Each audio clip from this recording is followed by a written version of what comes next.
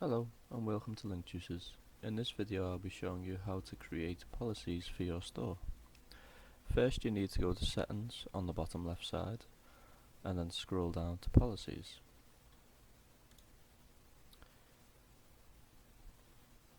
Here you have all the policies to add to your store, such as refund, privacy, terms of service,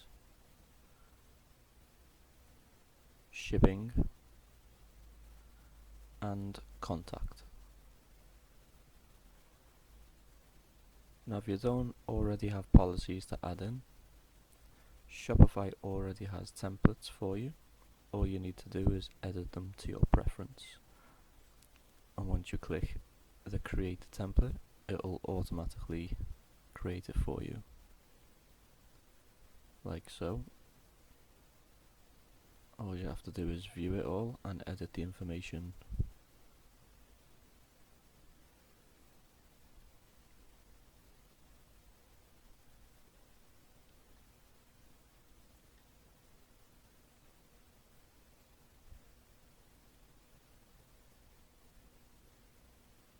Now once you're done, click save on either the bottom right or the top right, and they are created for you to add to your store.